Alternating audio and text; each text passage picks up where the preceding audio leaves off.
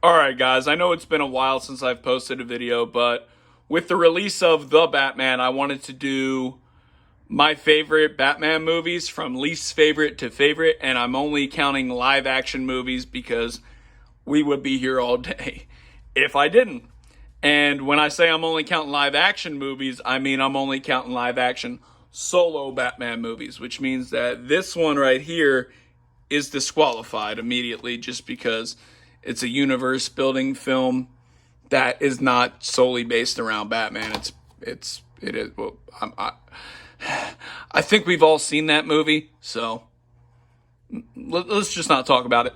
Anyway, and before anybody says anything, I'm in the minority where I don't really hate that movie. I'm not going to gravitate to go watch it, but I don't hate it. And I know there's issues. But I digress. Let's go ahead and kick this off with, and you've probably seen this coming, my least favorite live action Batman movie of all time. Is anybody surprised by this? I mean, what can you say about this movie that hasn't already been said? It's garbage. And actually, only reason I bought it was to complete the set and to get some of the special features on here. So, sorry about that. I ran out of memory. I had to free up some space here on my phone. But as I was saying, my second least favorite Batman movie, The Dark Knight Rises. I went into this film with such high expectations and was just so let down. I remember coming out of the theater very, very, very, very, very disappointed in this. I mean, everything from the way they executed the characters, such as Joseph Gordon-Levitt's Robin. I mean, I did not really care for this. I've come to find it tolerable, but this was a big disappointment to me.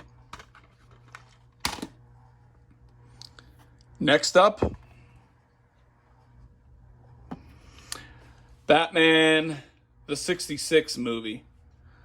Mainly just because this is a fun, campy watch, but there are parts of this that I just find to be boring.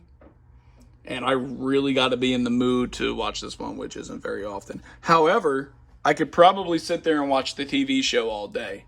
It's just something about this that just feels like it's too long to me. All right, strap in. I think some other people are going to be disappointed in this next one. My fourth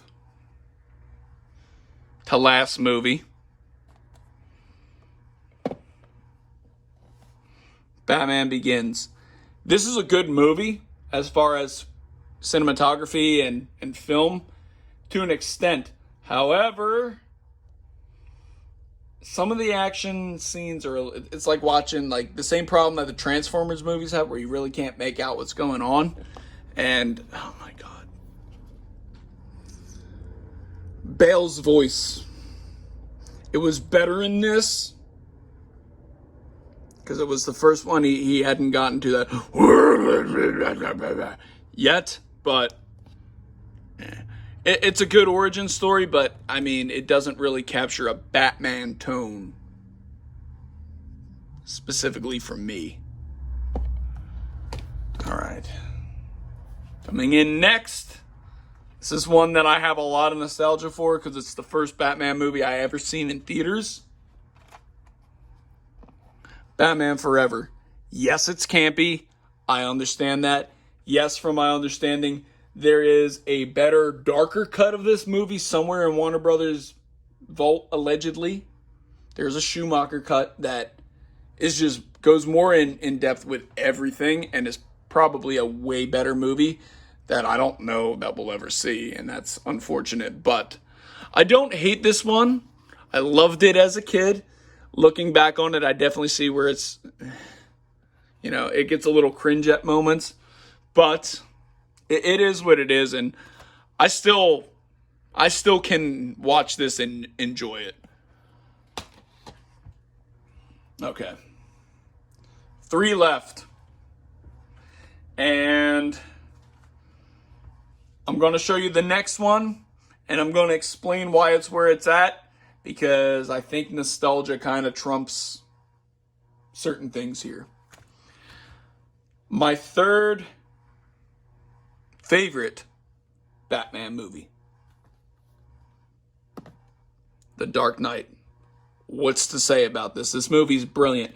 The only thing about this movie that I hate is Bale. Again, it's Bale's voice.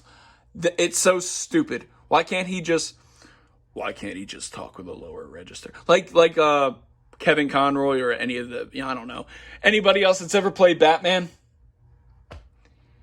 Except Adam West, who just uses his regular voice all the time. Anyway, great movie. Love this one. But nostalgia trumps all, and this is arguably a much better movie than the next one, like from a technical standpoint and a storytelling standpoint. This is probably a better film than the next one, but really I would say that these two are neck and neck for me, but the nostalgia, as far as when I have to do a ranking, the nostalgia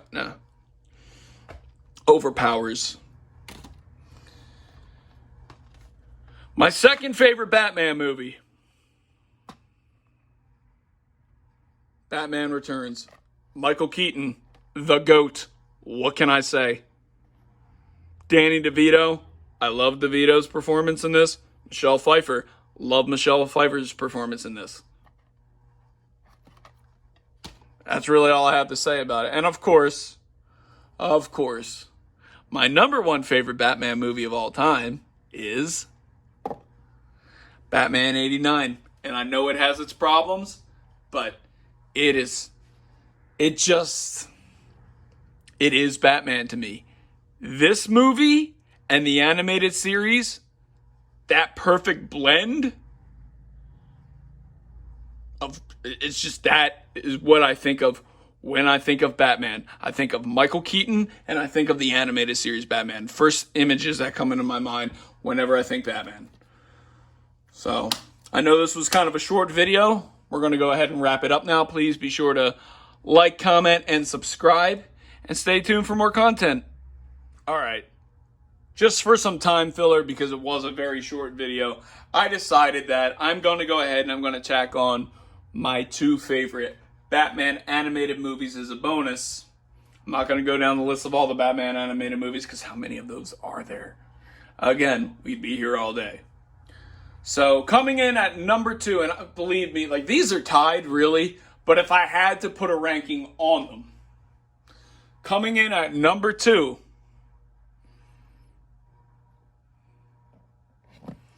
Batman Mask of the Phantasm. This movie came out in 1993. I was 3 years old. I think the first time I ever saw it was on Cartoon Network. And it's a feature-length episode of Batman the Animated Series that goes really in-depth on Bruce's backstory, the Joker's backstory, and, the love that could never be for Bruce. It's an unfortunate tale, but it is very well executed, and I definitely love this one.